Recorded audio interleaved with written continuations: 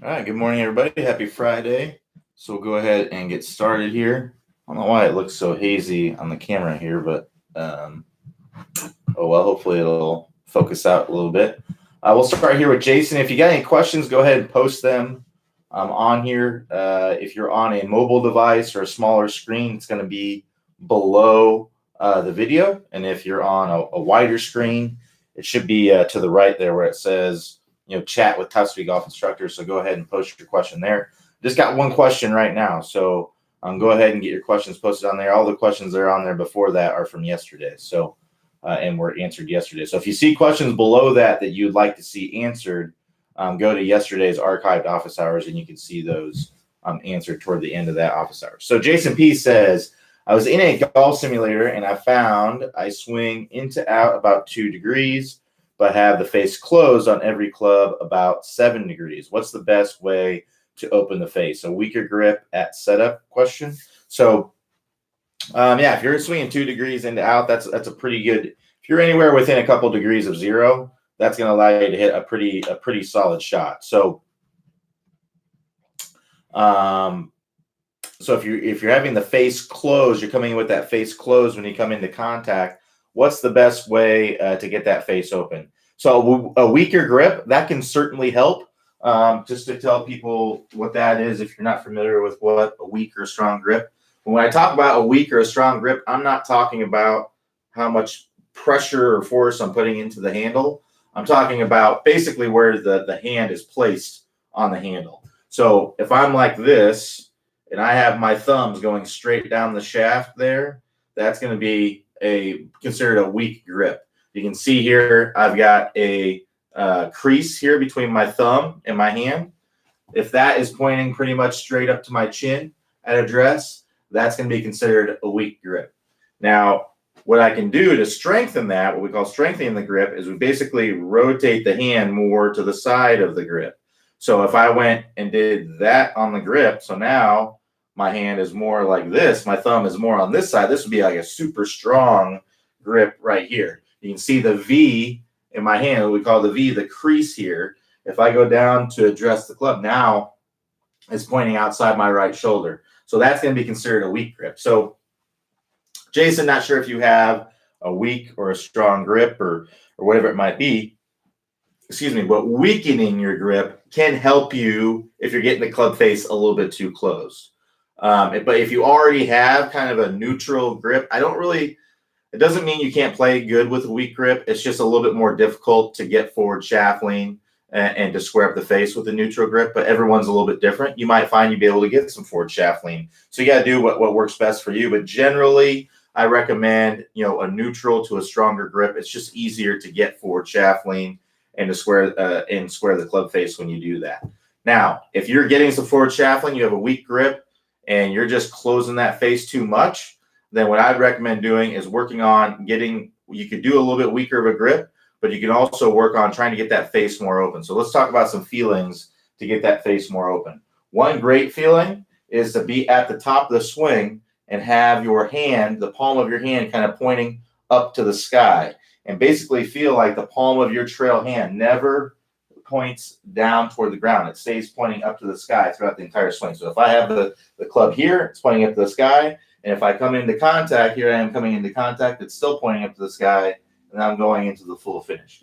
It's not the reality of what you're going to do, but it's just a feeling that you're going to have. And if you shoot the ball way to the right, then just ease off of that feeling a little bit. So feel like as you're coming down, you're not rolling the hands over at all. Because typically, when we go from the top, we're rolling the hands over into contact to square up the face. So what you're going to feel like is that you're coming down and that hand's not rolling over at all. It's just staying pointed up to the sky as I'm going through, and as I'm going through contact, it's staying pointed up to the sky.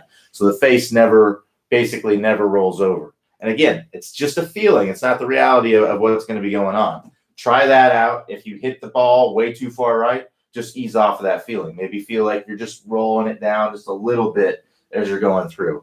It's way better to overdo something than ease off of it rather than to try and get it a little less closed. Try to open it up as much as you can. Once you get it open, then ease off of it. It's going to be so much easier to do that. One other thing that I would recommend doing is if this is our golf ball here, typically, if my fist is a golf ball, typically I'm trying to hit the very back of the golf ball, right? So if you hit the very back of the golf ball, that's going to be a square club face strike. What I would try to visualize is that you're hitting this outside, or actually it would be the inside part of the golf ball. Because in order to hit this part of the golf ball, where does my face got to be pointing? It's got to be open. Assuming you're right-handed, that face has got to be open there as you're coming in. So that's going to help you visualize hitting that inside part of the ball. That's going to help you get the face open as well. So try those two feelings. You can try the weaker grip. You can try the palm, focusing on the palm and getting that palm, keeping that palm pointing up to the sky, and then the inside part of the ball feeling, and that should help you to get the face a little bit more opened up into contact. Jens Christian S says, do you the way Shaman Clement swings philosophy? Can you comment on it? I do not know Sean Clement's philosophy, so unfortunately I cannot. Comment on it. I don't know his philosophy. Sorry. All right, so if you got any questions, go ahead and post them on there.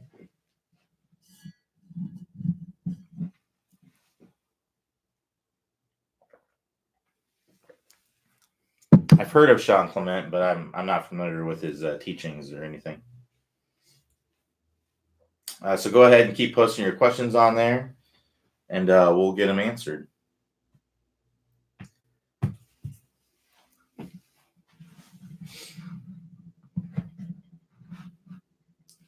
In the meantime, I'll probably just be checking my email here.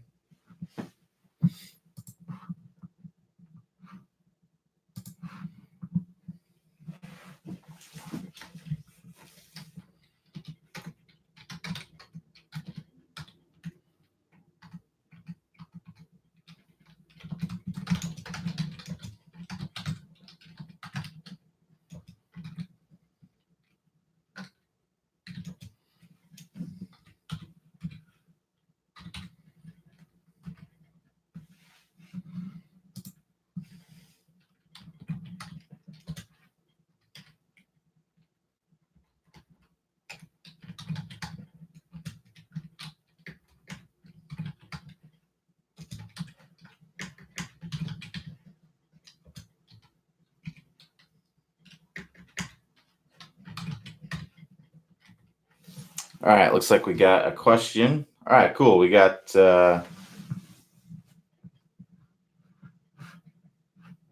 some questions here. Fix that real quick. All right, so Terry S says, "Hi guys, please cancel my membership as I no longer use the site. Thanks a lot." Gary, you'll want to contact support for that. I won't be able to do that.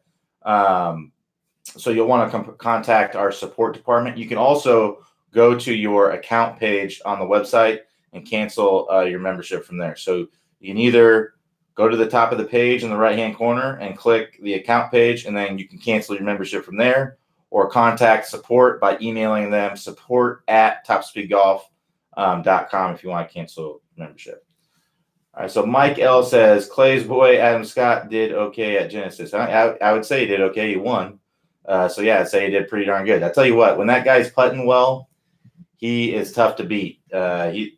Putting is definitely the not the best part of his game. When he's rolling that putter well, I mean, he's always in the tops and driving and iron game, strokes game, tee to green, all that stuff. It's just his putting game usually lets him down. So yeah, if he's learning or getting hot with the putter, yeah, I could see him reeling off and winning a bunch of tournaments for sure. All right, so keep the questions coming. We'll continue to answer them here.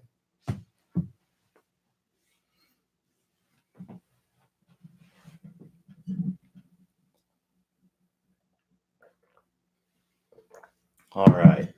So looks like we got a question from Richard H here. Richard H says, is it better to swing back with the shaft more vertical or more flat before doing the move? That's a good question. There's really no it's really kind of personal preference, and there's pros and cons to each one, right? That's kind of the way everything is, unfortunately, but there's pros and cons to each one. So if you bring the club more vertical, meaning if I'm bringing this club, switch screens here so I can see myself doing this so I can know what you're seeing. All right. So if I'm bringing the club up more vertical, what that's going to allow me to do is it's going to allow me to create more space and time to accelerate the club. And typically, the more space and time I have to accelerate the club, the more club head speed that you can generate. So bringing the club up more vertical can make it easier to generate more speed that way. And it also, when I bring up the club more vertical, a lot of times what happens is I'll have momentum going in that direction, meaning this is going to help me to shallow out the club.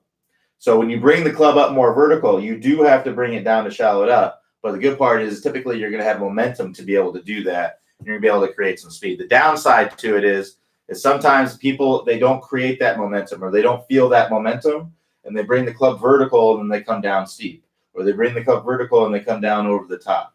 So there's definitely a con to it. You do have to kind of reroute that club to get it to where it's shallowed out on plane. Now, if you swing flat,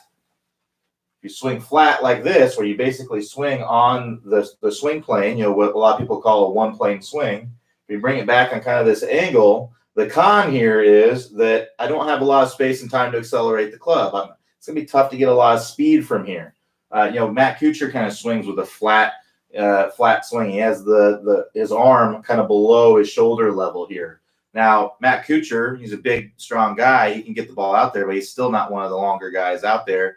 If he got his arms more vertical, took a bigger swing, he could probably hit the ball further. But what he does obviously works for him very well. So it's really to each their own in that respect. If you're someone who's looking for distance, you got to that's one of the biggest parts of your game that you need to work on.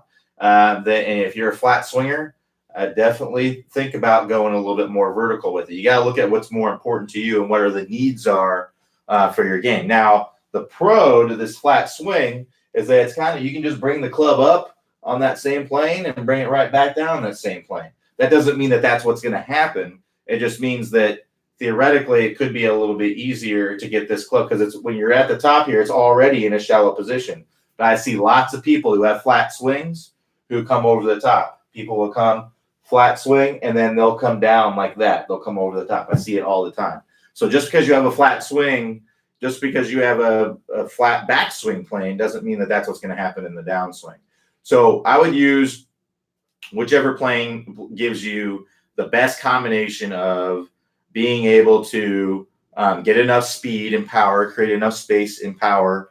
Because if you're way up here and you're way down here and there's not really much difference in speed and power, then it might be a little bit better to be down here because it may be a little bit easier to get you that club down on plane in the downswing. And I would use whichever one allows you to get the club better on plane in the downswing as well. So you got to find that right combination of what works for you to get that club head speed and that power. My recommendation is that pretty much everyone should be swinging somewhat vertically. I'm not talking like Bubba Watson vertical, but we just talked about Adam Scott. Adam Scott is basically right in that happy medium. He's not flat and he's not super vertical. He's like right there. He's like where you see Tiger Woods, Rory McIlroy, Adam Scott.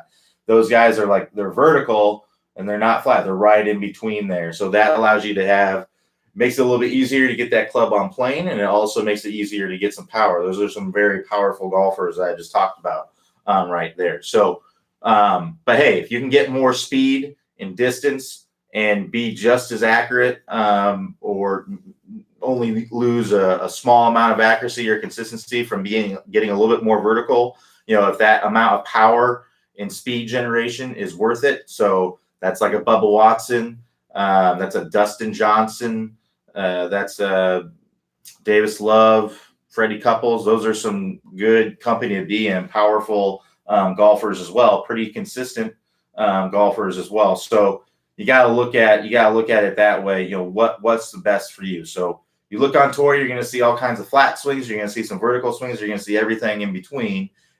Whenever you see that kind of thing, it's really about what you got to find what works best for you. What's the best, combination of moves. What you will see on tour is the Top Speed Golf system. So if we talk about the Top Speed Golf system, whether we talk about these golfers that have vertical swings and flat swings, you're going to see a lot of difference in that. But what you won't see a difference is the Top Speed Golf system. So our stable fluid spine, you're going to see every single tour player in this 20 to 25 degrees angled away position with the spine at contact. You're going to see every single one of them in a position like that at contact. You won't see a single one of them like this, and you won't see a single one of them like that. They're all going to be in that 20, 25 degree angled away range. You're not going to see a single tour player with less than a 90 degree turn. Tony Finau, John Ram, they're sure they have shorter swings, but I think that people think that they have this really tiny short swing because compared to everyone else, or compared to most other players on tour, it looks like their swing is so much shorter. But if you look at their swing, they're all getting to 90 degree shoulder turn. And most players, or not most players, but a lot of players that I see, people that send me swing reviews, we're getting into a position like this. We're not even close to a 90 degree turn. So you got to make sure you're getting at least a 90 degree turn. Tour average is like 118 degree turn.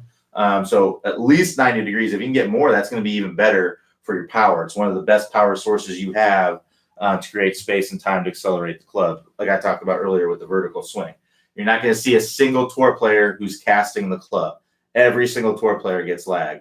Every single one of them is doing this in the downswing to varying degrees, but they all get lag. Some of them get, like Sergio and Phil, like they're getting a crazy amount of lag. And if you look at someone like Adam Scott, he's getting like that amount of lag. So, but they're all lagging the club. The club is definitely lagging behind. And a little bit has to do with how you're, anatomically, how you're put together. But, every single tour player is getting lag.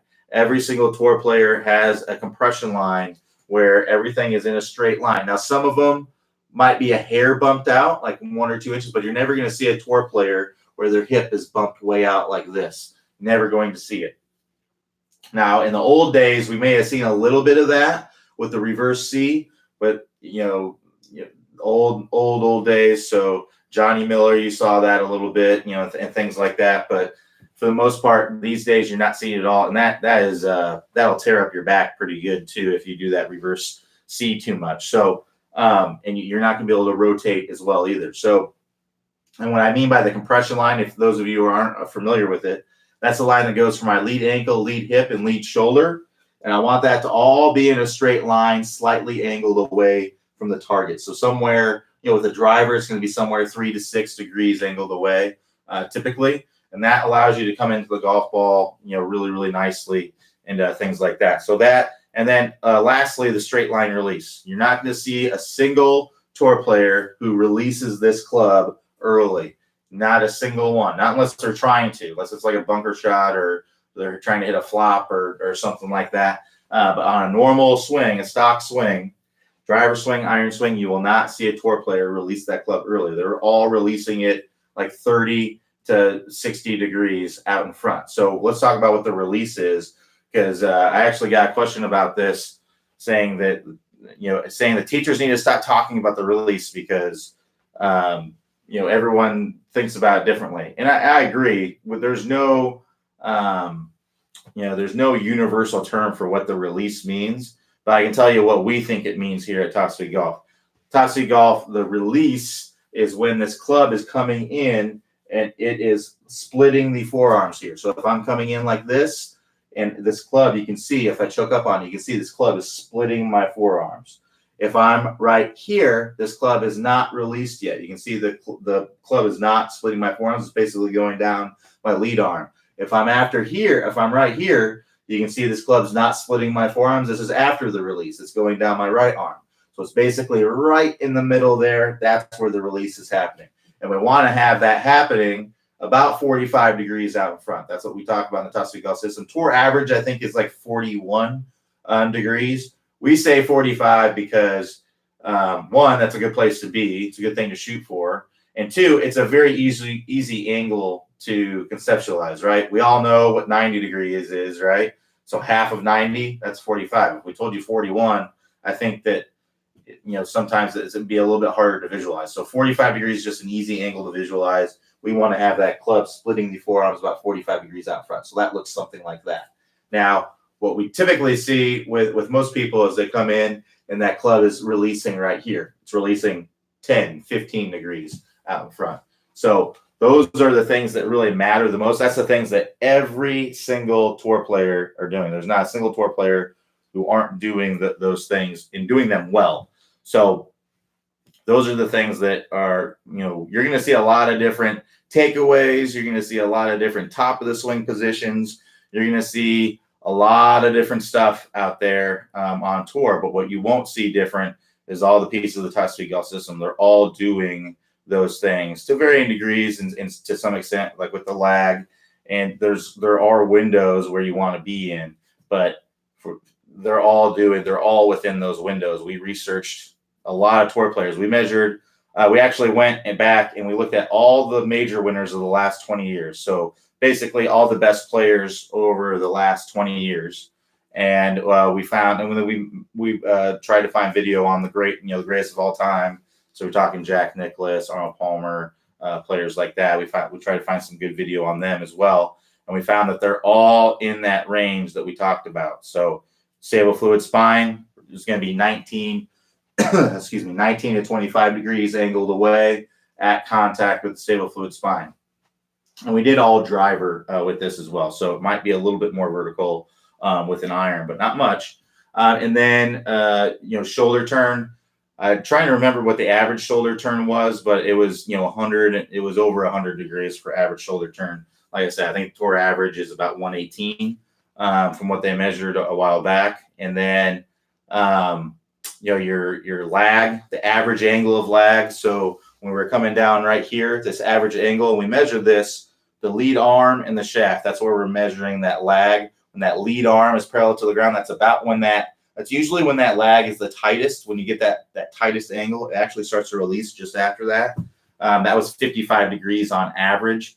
Anywhere between like 30 degrees, 30 some degrees of lag and 70, anywhere in there is a pretty good place to be. And then, but they're all generating lag. They're all sharpening up that angle. If you're looking at your compression line, they were all 3 to 6 degrees angled away and in a straight line. If you're looking at the straight line release, I believe the average was about 41 degrees released out in front. So, the range, the acceptable range, I would say is between about 35. I would say between 30. I can't remember what we came up with, but it was something like 30 to 60 is an acceptable range for that straight line release. So obviously, if you can get to release a little bit more out in front, you could get a little bit more forward shaft length. But those you're going to see on tour. Every single tour player, those are the most important things, and that's the base of the Tough Speed Golf system. That's why we use it. All right, so John L says, is the release more of a rollover of the arms and forearms or a wrist snap or a combination of both? So I guess it would be a combination of both. What you're talking about there is more of a feeling. Your wrist isn't literally snapping or anything. So, but yeah, the wrists are rolling over and you may feel kind of a snap feeling as you're coming through there if you're doing it correctly. So if you imagine, if I'm jump roping, right? So I'm jump roping, I'm jumping at the bottom, when the rope is sliding underneath my feet, I want to get that little snap there. So that's what I do with my wrist. I kind of do that. So that's kind of what's happening as you're coming into contact. It's almost like you're trying to slide that rope underneath your feet as you're going through. So you get that little snap through there. And that comes from getting the body rotation, working on the things that I just talked about in the Tough Speed Golf system, getting your spine angle in the right order, getting that lag, and getting that proper release through contact. But the hands are definitely rolling over for sure as you're coming through contact. Now, if you're someone who's early releasing, the hands are going to be rolling over faster generally, because typically the face is fairly open, because you're standing up typically. The face is fairly open here, and you've got to get that face square. So as you come into contact, you go like that as you're coming through. Now, that's pretty exaggerated, but That's basically what you see is you got to, in order to get that face shut, you got to really turn that hand over as you're going through. Now, if you're someone who's getting some forward shaft lean and getting some lag and releasing this club out in front, you may be coming in more like this with the face a little bit more square already as you're coming in, and then having more body rotation. It's not going to be as much of rolling over the wrist as if I'm doing this versus if I'm going like that. You can see it's more, here I am square, and then the hands are rolling over like that. So there's definitely going to be some rolling over motion, but everything's based on feeling.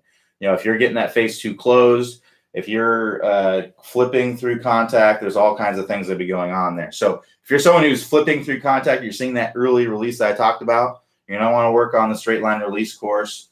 That is, of course, if you're nailing everything else. So if your spine, that's the thing as well. It's a common mistake that I see with folks with the Tough Sweet Golf system is that they see their swing, they see my spine angle, it's not real great, but it's okay. It's not that far off.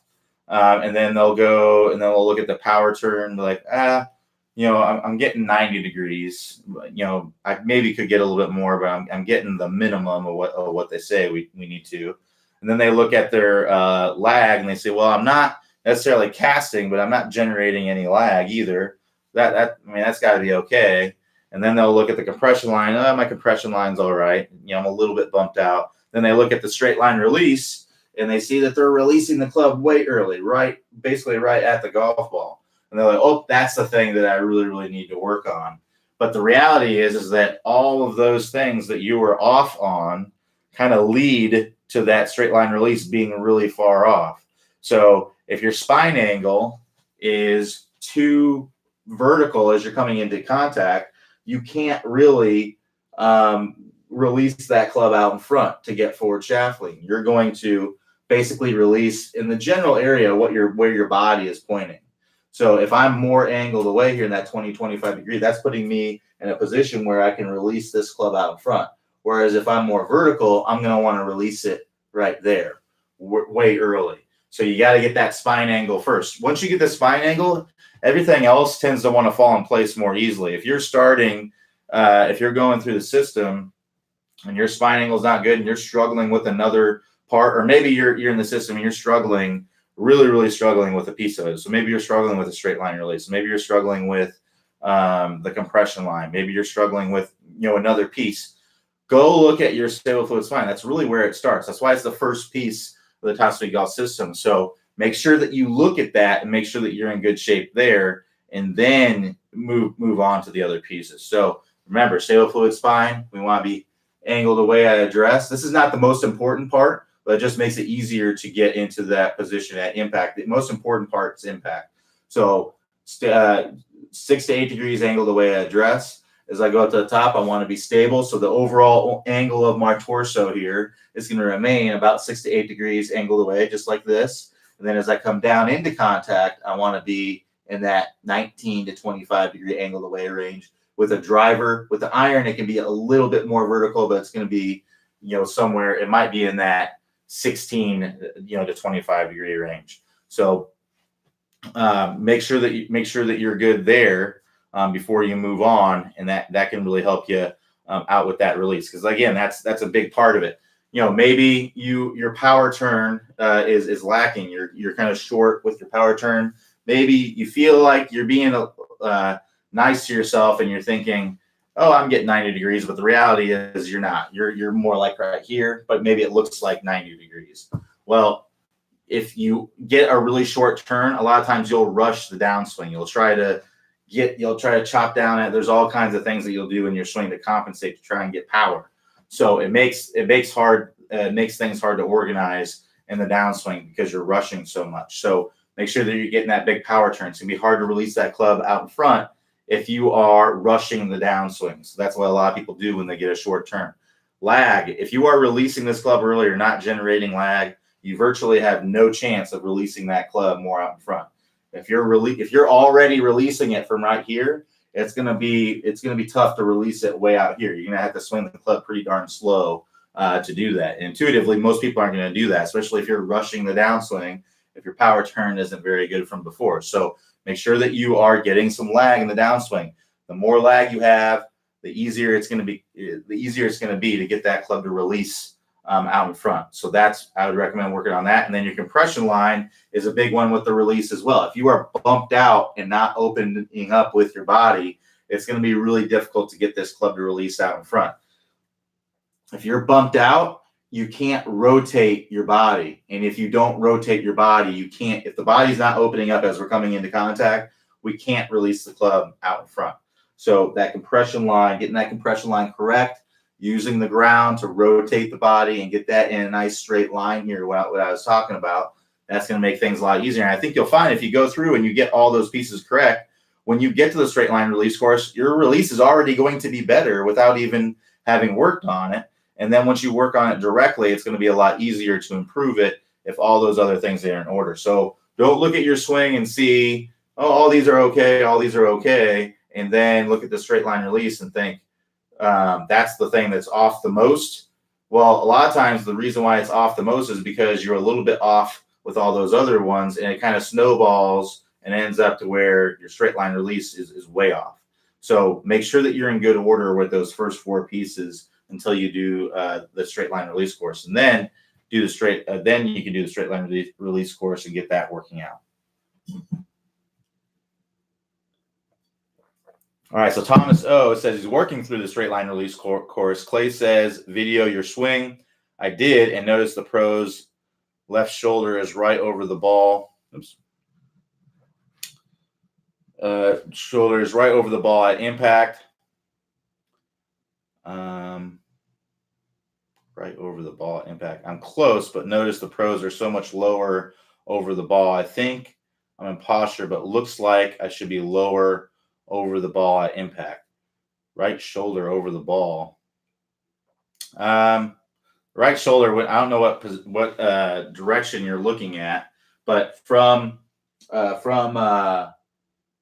the face-on position, the right shoulder wouldn't be right over the ball. It'd be behind the ball a little bit.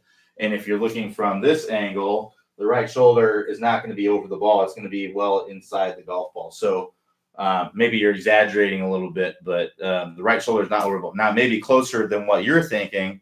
But like I just talked about, Thomas, I'd make sure if you're working on the straight line release and you're really struggling with it, you need to go and make sure that your spine is good, your power turn is good, your lag is good, and your compression line is good. You got to make sure those are all good there. It sounds, based on what you said Clay says to video your swing. It sounds like it's almost like the first time that you videoed your swing. And what that kind of tells me is that you haven't really looked and made sure that you are in the right pieces with the other ones. So like I said, don't make the mistake of looking at your swing and seeing you release early and think that's what I really need to work on. Because if you go to work on that, it's going to be really, really difficult for you to get in the straight line release position if all the other pieces are off. So do me a favor, go and look at your swing, go to the Stable Fluid Spine course, just watch the videos in the Stable Fluid Spine course and see where you are, where your swing is measuring up. Use a video analyzer tool like V1 Golf. It's a free app that you can download. There's other apps I think you can download as well. But use like a V1 Golf, and you can measure these angles. You can draw a line right here, and then connect another vertical line right there, and you can see what your angle is. So look at where you are at address. Look at the overall angle of your torso. At the top. The most important angle, look at that angle as you're going into impact. It's going to be measured from the middle of your hips here to the middle of your shoulders. So if I'm coming into contact, here I am, I'm coming into contact. There I am at contact. If I'm measuring this angle, I'm measuring it from the middle of my hips to the middle of my shoulders. That should be about a 20-degree angle right there. So make sure that you see that. If you don't see that, you need to go to the Stable Fluid Spine and work through that course, because if you don't get in that right position with the spine, you're not going to, it's going to be really, really difficult to get that club to release out in front. It's just too difficult to push these hands out in front of the body like that. Or if you're coming over because typically if you're vertical with your spine, you're coming over the top, and it's just too difficult to get that club to release out in front if you're coming over the top. I don't know if you are. It's hard for me to know without seeing your swing, but I'd make sure that that's in order. I'd make sure that your you're getting a good power turn. I'd make sure that you're getting lag. If you're releasing this club early from the top, there's very low chance you're going to release it out in front at contact. So make sure that you're generating lag. Make sure that you're not bumping up out your hips. So a lot of what getting lower and what you're talking about, getting lower through impact and getting in this angle here comes from having a good compression line. If you're bumped out like this, you're just not going to be able to rotate and get that side bend as you're coming through contact. So it's hard for me to say what exactly is going on without seeing your swing, but it sounds to me I would be willing to bet that some of those pieces that are earlier in the system, the spine, the shoulder turn, the power turn, the lag, the compression line, I'd be willing to bet that some of those pieces are off, if not all of them. And those probably need to be worked on before you're going to the straight line release. And that's probably why it's trouble for you to get into those positions. So look at your swing on camera, see what's going on. You can report back down the road and let me know. But yeah, that's you gotta watch those sections and make sure that you're in the right positions for sure. All right, so Jens Christian S says the 5 fundamentals. Should I go through all steps in each before going to the next? So I think you're talking about the levels. So there's ways that you can go through it. So one, you can either the way that it's set up, it's set up to go through level 1 of each, and then you go through level 2 of each, and then you go through level 3 of each.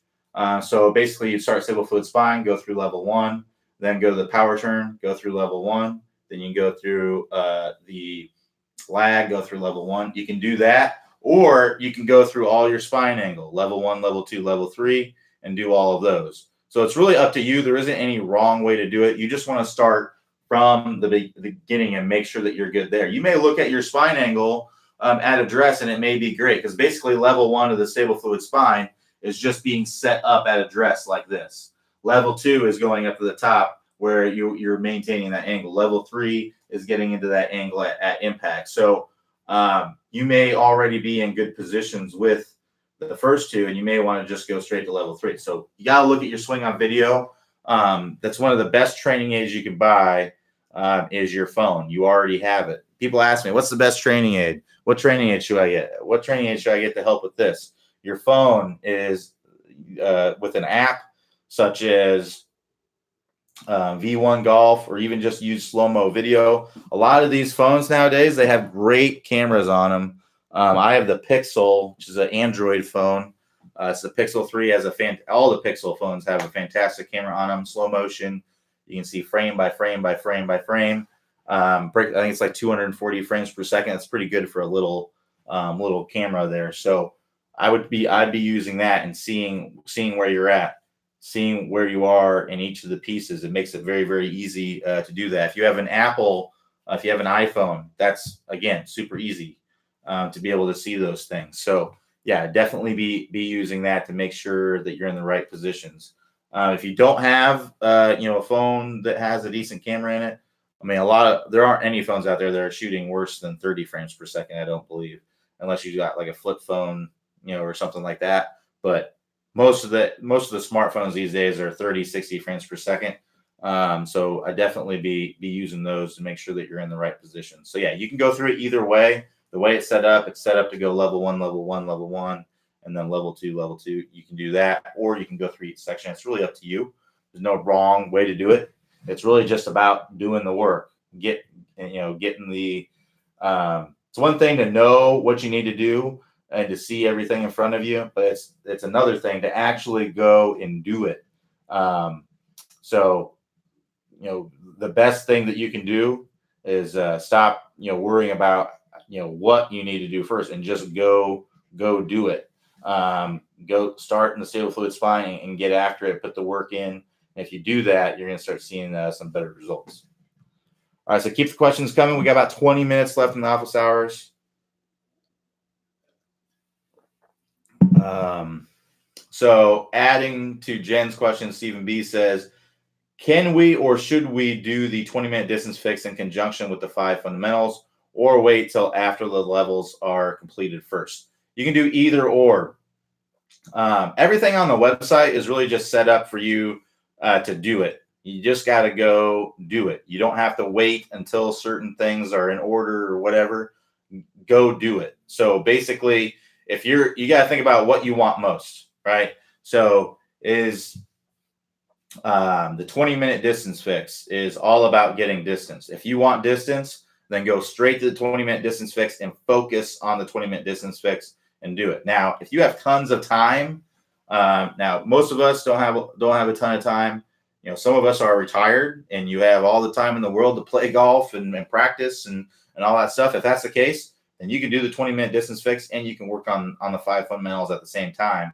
But if you're someone like me, for example, who's, you know, basically a weekend warrior, I don't really have time during the week to practice golf. I barely have time on the weekends. You know, I'm working on the one thing that's most important to me. So if distance is the one thing that's important to me, I'm working through the 20-minute distance fix. If working on getting the 5 fundamentals and the 5 pieces of the Top Speed Golf system is, you know, getting my spine in order. If I'm trying to basically work on the consistency of my game, then I'm working on technique pieces. If I'm just working on my ball striking, then I'm just working on that only. So it depends on how much time you have and so on and so forth. But I would just, you just go do it is basically what it comes down to. Look at what's most important to you, and then you go do it. And then if you have more time, you can do more. So that's basically what I'd recommend doing. You don't have to get the 5 fundamentals perfect before you go and work on the 20-minute distance fix. Just like you don't have to have tons of distance to go and work on the 5 fundamentals. You can do either or. The thing is just you go out and you do it, and you put in the work and you get results. That's what I'd recommend doing. So 20-minute distance fix is going to be all about getting more power. And there's actually going to be elements of the Top Speed Golf system in there. The very first drill is what we call the catapult drill. And that's basically like an accelerated power turn course. The second piece of the Top Speed Golf system is the power turn. It's an accelerated version of that course. So getting the belt buckle turned away, getting the shirt buttons turned away, getting a big shoulder turn, that's going to be in there. Top speed lag is also in the has elements in the 20-minute distance fix. The boomerang drill, that's a lag drill. The grip ripper drill, that's a lag drill. So there's lots of elements. The straight line release, there's elements of that in the 20-minute distance fix. The half backswing full follow through drill, the whiplash drill is a release drill. So there's tons of drills in there that also have elements of the Top Speed Golf system. So you gotta look at, are you wanting distance? Then prioritize 20-minute distance fix. If you have extra time, work on the 5 fundamentals as well individually. If you don't have time and you barely have time to work on the 20-minute distance fix, then your focus should be on that and not on other things. So it really just depends on how much time you got. All right, so go ahead and keep posting your questions there. Like I said, we got a few more minutes left here, and we will wrap it up for the weekend.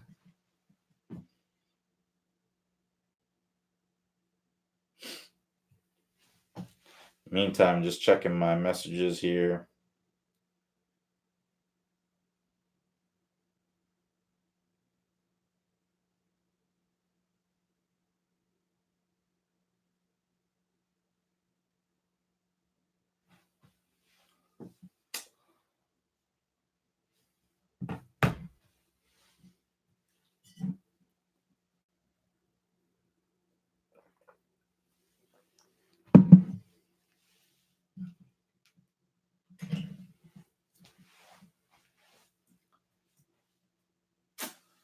All right. So, like I said, we got about 15 minutes left. You got any questions, last minute questions before? We got a lot of people on here, it looks like, but not any questions being asked.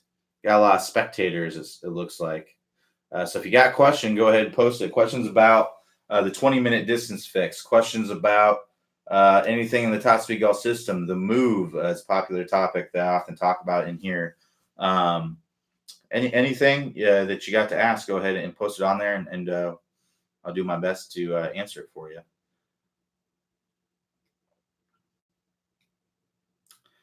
To go back, somebody asked about, I would like to comment on Sean. Someone asked about on my comments on Sean Clement. What I will say, I don't know Sean Clement's teachings, but I will say that just because another instructor might have a different philosophy, it doesn't mean that they're wrong and we're right, and it doesn't mean that we're wrong and they're right. It doesn't mean that. A lot of times, if you do their philosophy, it will work. And if you do our philosophy, it will work too. The thing is, you don't want to mix them together typically. Now, what you can do is you can go and watch all these different instructors and take ideas from all of them and then kind of figure out what works best for you. But the problem is with that is that if you mix a philosophy with another philosophy, sometimes that won't mesh. So a lot of times the best thing to do is to kind of pick one teacher and kind of try that for a while. And because I'm not claiming that our instruction is going to resonate with every single person. Some people are going to like someone else more. They like the way that they speak to them more. They like the way they just relate more, or whatever it might be. And some people, it's the other way around. So it's just, you got to find what works for you. My best advice would be to pick a philosophy and go with that for a while. See how it goes. Give it your all. Give it your due diligence. And if you find that you're not really getting anywhere, then, or if you find that you don't like it, because really the best practice or the best kind of advice you get is something you can stick to and that you like doing, and so on and so forth. And also, they're results driven. So if you work with us and you're not seeing everything you like and things like that, you're tired of hearing Clay's Kentucky accent or whatever it might be, then try Sean Clement or whoever, and see how it goes with them. And then if that doesn't work, basically you just go around and you find, okay, well, because we've had a lot of people come back that do the same thing. A lot of people, they go and they'll try somebody else for a while, and then they end up coming back like, oh, you guys kind of had all this right to begin with. So as you evolve, you might evolve to our way of thinking as well, or you might evolve to somebody else's way of thinking. So my best advice would be to stick with one person for a while, or one set of instruction for a while, one philosophy. Try it, see if it works, give it your due diligence. That if you're a hard worker, that could take some months. If you're not a real hard worker, you don't have a lot of time to practice, that'll probably take at least a year to be able to do that. But if it doesn't work for you, then try something else. Try something else that works best for you. So it's all about finding the best thing that works for you. All right. So looks like we got a few questions that were posted here. So Bill A says, I can't seem to stop turning my head and losing sight of the ball at the top of my backswing. So what's probably going on is you're turning your shoulders kind of flat. So if you watch here, if I'm going back in the backswing and I'm leveling out my shoulders, I have to turn my head and I can't really see the golf ball anymore. So I look at your swing from down the line here and see, are you kind of leveling out your shoulders a little bit? What we'd like to do is get those shoulders on a steeper angle, because now look, I can see the golf ball. Now, if your head turns a little bit, that's fine. There's no problem with that. The problem is when we get to where we're standing up and now I can't turn my head, or even if I could turn my head, I couldn't see the ball because my shoulder is in the way. So we want to get to where we're getting a nice steep shoulder turn as we're going up to the top. And that's going to allow you to one, get the hands up higher. And it's also going to allow you to be able to see the golf ball. And if you turn your head a little bit, that's completely fine. Look at a lot of tour players. A lot of tour players will turn their head. Justin Thomas, actually, on his drives, will turn his head before he starts his swing, so that his shoulder doesn't come in and hit his chin. So you can do that as well. So I wouldn't be too worried about the head turning. I'd be more worried about not being able to see the golf ball because you're coming out of your posture. So a great drill for this is a drill. It's called the shoulder to shoulder drill. And you can go look this up.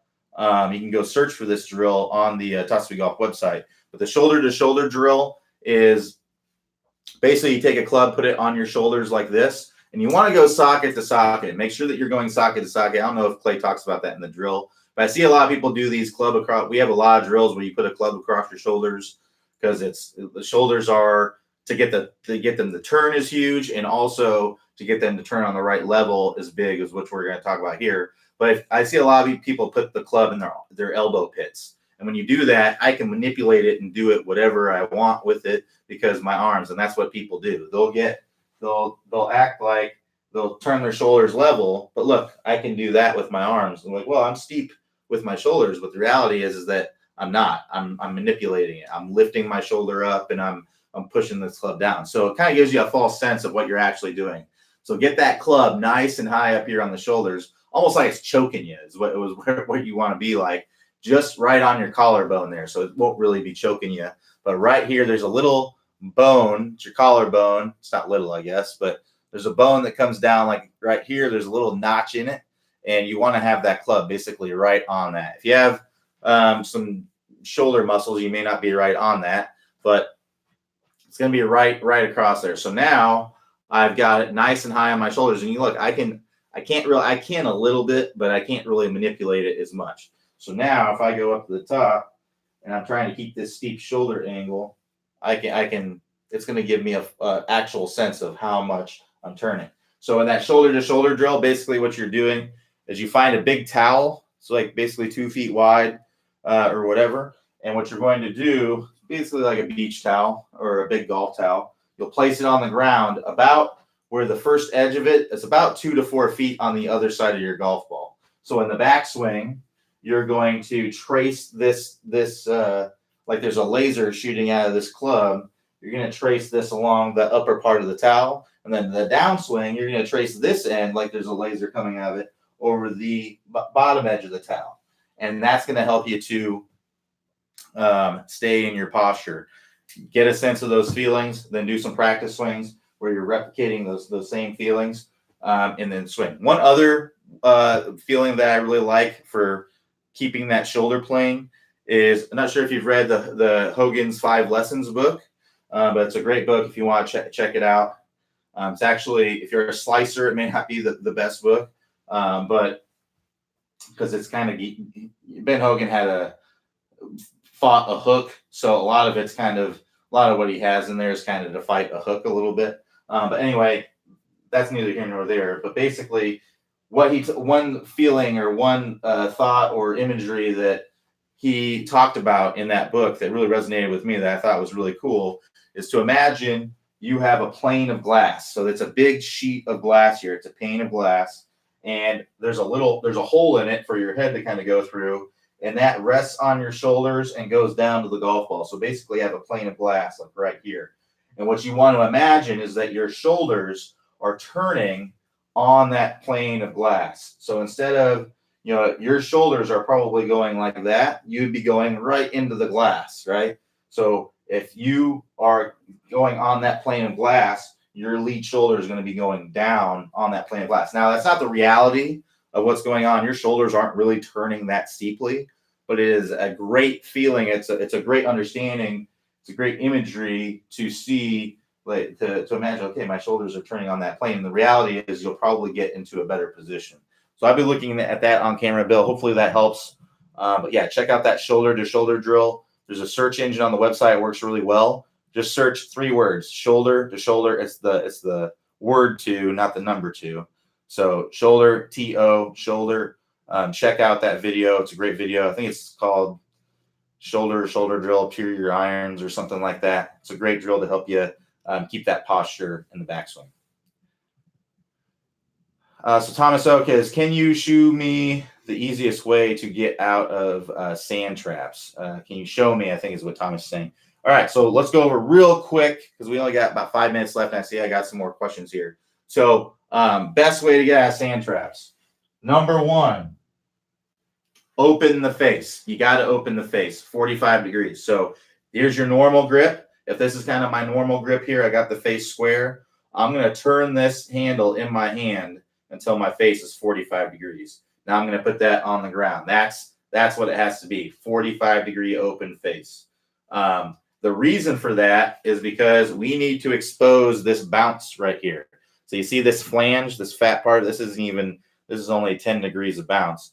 But you see this little fat part on the back part of the wedge? This is what we call the bounce of the wedge. And this is what helps you get through the sand. So if I have it like this, square club face, not opened up, you can see I haven't exposed much of that bounce. Now watch what happens. When I open the club face, what happens. Look at that. Look at that bounce. It's exposed. So imagine if you're on a jet ski or you're skiing on water, right?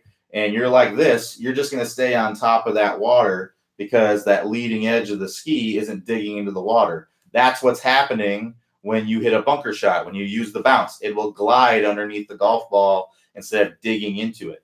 Now, if you're skiing, if you're water skiing, you get those the points of those skis into the water, you're diving right into the water, right? That's what happens with the golf club. When you get that leading edge going into the sand, it's going to want to dig into the sand, and then you'll just chunk it out of there. So open up that face. Don't be afraid to open up that face. That's number one. Number two is you got to swing hard. Open up the face and swing hard. I know it's tough to do. You need to go practice this to get comfortable with it, but I know it's hard to do because typically we're hitting a greenside bunker shot, right? It's a shot that's 10 to 20 yards typically, and we're taking a swing that we would generally feel like would be maybe like a 70 or 80 yard shot. So it's uncomfortable to do that. But if you go and practice it and understand that you're hitting the sand and then the sand is taking out the golf ball, then the more comfortable you get with it, the more comfortable you're going to get around the greens of the course. So you got to swing hard, accelerate through the ball to get it out of there. I see too many people, they take this big backswing and then they bail out. They think there's no way I can swing this hard and hit this ball because I'm going to end up hitting it a mile over. And what they'll do is they'll kind of decelerate into it and they'll have all kinds of issues. So open up the face, swing hard, hit the sand about 4 to 6 inches behind the ball, and the ball will pop up out of there every single time. Go practice it a little bit. It doesn't take much practice to get comfortable with it. Once you get comfortable with it, when you go to the course, be confident in it and swing hard, open the face, hit the sand 4 to 6 inches behind the ball, and you're good to go. Simple as that. All right. So Alan J says, when I take the club extremely inside, I hit much better. What am I doing right? It's hard to say, but just because you bring the backs, here's the thing. You don't hit the ball with your backswing, right? JB Holmes, he brings the club way inside and he hits the ball really well. So you might be doing what JB Holmes is doing.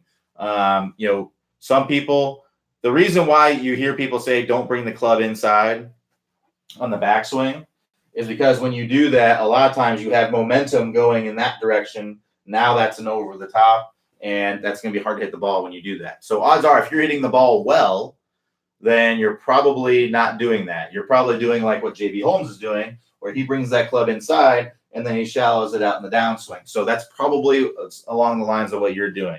So I typically don't change the way people bring the club back in the backswing unless they're doing one of two things. They're either, when they bring the club way inside, they're coming over the top, and bringing the club more on plane may help them get it more shallowed out. It won't necessarily will, but it may help them. Or if they're just picking the club up. If someone's just doing this, then that's a recipe for disaster because you're going to have no power. If you watch here, when I went like this with the club, I didn't turn my shoulders hardly at all. Now, if I get my club in this kind of position and I get a nice wide takeaway, look at how much I've turned my shoulders, a ton. And that's how you get power. That's a big part of the Top Speed Golf system. So, yeah, you're probably doing, what you're doing. If you're hitting the ball much better, you're probably doing a lot. You're probably getting that club on plane in the downswing. Maybe when you bring the club inside, maybe you swing too much or maybe when you bring the club up on plane, maybe you swing too much from the inside and you hit hooks or something like that. It's hard to say without seeing your swing, but it's definitely a possibility here. So, unfortunately, we got a ton of questions like right at the end here. For some reason, people weren't asking questions earlier. So, unfortunately, I won't be able to get to everyone's questions here, so we only have a minute left. But we'll probably end here with Alan. Actually, I'll try to answer these if we can do it quickly. I'll try to answer all of them. I have a meeting I do have to get to here in a few minutes. So Alan B says, I'm still struggling to keep my hips rotating through the downswing, and I think I'm still hitting at the top, hitting the ball at the top, topping and contact. Any tips to encourage my head to keep the swing going to completion? If you're topping the ball, I'd recommend going to our stop chunking and topping course. That's going to help you to get loaded up properly and to get to your lead side. Most likely, one of those things or both of those things is not happening in your swing. And that's going to help you to get, because when you top the ball, typically what's happening when you top it is the club is coming down and it's bottoming out, and then it's going up and it's hitting the top of the ball. The only difference between that and a chunk is that you're hitting the ground on a chunk and you're missing the ground on a top. So get loaded up properly and then get to that lead side, and that's going to help you get that low point forward. If you load up where you're going like this, or you don't load up at all, you're keeping your weight to your lead side in the backswing. Typically, what you're going to do is you're going to fall away in the downswing, and that's going to lead to that low point being moved back, like what I just talked about. And if you don't get a good weight shift in the downswing, then you're not going to get that low point moving forward. So load up, get the proper weight transfer. That's going to be the stop chunking and topping course. To get to that course, click the house icon. That's going to take you to the homepage. Scroll down the homepage. You'll see a list of all the courses. Click the stop chunking and topping course and get started on the drills. Again, I'm going to go through these quick. So Richard S. says, when instructors talk about energy being transferred out to the club, how does that happen? That happens through your hands. Your hand is the only connection to the club. So you're transferring energy, all the energy that you're creating with your body, you're putting into this handle right here. So that's basically what that means. You can't put energy into the club in any other way except through your hands. So Daryl K says, trying to plan a vacation soon. What golf course or what golf club course do you offer your on-site classes? Trying to plan a vacation. What golf club course do you offer your on-site classes? So we are located in Orlando. Honestly, there aren't that many great courses here in Orlando. There's some down south, like down by Disney, Kissimmee area. There's some that are, I've been to Streamsong last year. Streamsong was amazing, was awesome. It's a great golf resort. I mean, it's a few hours from here, but it's a great place in Florida to go to. But there really aren't that many great, fantastic courses here. Where we teach out of is Heathrow Country Club. That's where we have the clinics. It is a private club, so I don't know if you'd be able to get on there for a vacation or anything like that. But if you want to come in for lessons or something like that, you can check out what we offer for lessons in the instruction tab at the top. Click on that, go to in-person instruction. You can see about doing some of that. But yeah, we're here in Orlando. Probably not the best for, like I said, down south. There's definitely some. But yeah, check it out. I haven't lived here that long, so I don't know all the courses that well around here. So sorry, I wish I could watch better, give you better advice. But the best place I've been around here is Streamsong. And Streamsong is a fantastic place to go play golf for sure. All right, so David C says, at the point of the straight line release, please describe your grip pressure. Which hand fingers are applying the most pressure? So it's going to feel like in that straight line release, it's going to be as much pressure basically as you can possibly put into this club, and that's going to be with your lead hand. And it's going to be in these first three fingers, 1, 2, 3, pinky, ring, middle. It's going to be right there. That's where you're going to be feeling it. You'll actually see a lot of tour players whose hands in that release, their trail hand is actually coming off of the club. You'll see their hands kind of coming off of the club sometimes. That happens sometimes. So it's going to be all mostly in that lead hand. It's going to be in the first three fingers, and it's going to be a lot of pressure that you're putting into the club if you're swinging it fast. So David C says at the point. All right, so I answered that one. All right, so a couple more here. If I can do these quickly, I can do both of these. So Steve DC says Clay recently sent out a great video about keeping the club in front of you, in which he mentioned staying connected by keeping your bicep connected to your pec muscle. At what point do you release that bicep from the pec muscles? Basically, right after contact. As you're coming through, here you are at contact. I've got my bicep connected to my pec muscle here. If I got my hand in here, it should feel like it's hard to pull it out. So if I'm right here, after this, I would try to feel like your hand, it's not the reality of what's going on, but I try to feel like your arm is exploding off your chest here. Like it's going bam, like there's a bomb inside there and it's exploding off of your chest. That's what I feel like. But you need to make sure that you're continuing to rotate through contact. In reality, in the straight line release, it's going to come off a little bit, but then as you come all the way around, it's going to end up coming. So if you watch from this angle, If I'm coming in, here's my straight line release. I still have some connection here, but I'm feeling like it's exploding off of there. And then as I'm coming around, you can see now I've gotten some disconnection as I'm coming through there. It's a little bit hard to see from that angle, but you can see right there, I've disconnected completely in that full follow through position. So right after contact, as you're going in that straight line release, I feel like that arm is exploding off of your chest there. And that will help you. That may help you get a little bit more power when you're doing that. But in reality, it's not going to start coming off very much until after the straight line release. And then Jack H says, is there still a discount available for the speed tools like the SC200 voice caddy? Unfortunately, they have run out of the SC200 and they no longer make them. So unfortunately, we don't have any more of a discount code for those. There is an SC300, but we don't have a discount code for it, unfortunately. We do have some things in the works to get another device that we would recommend. We've been testing some, so be on the lookout in the next probably few months for that. We do have some stuff in the works there. Hopefully, be able to get you all a discount on something. If you're looking for something to measure your club head speed, my best recommendation, because the SC200 is no longer available, is to get what's called a swing speed radar. And we don't have any affiliation with swing speed radar, but I just think it's a great, simple device that you can use. We use it at clinics.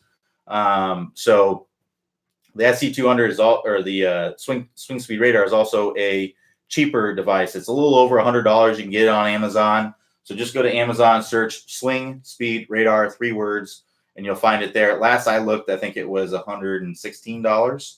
So it's significantly cheaper than the SC200, even with the discount that we had on it, quite a bit cheaper. So, and it just gives you club head speed. So, and what's really cool about it is it instantly shows it. It shows it right there. It's like a brick. It can take a beating. It does really well out in the sun.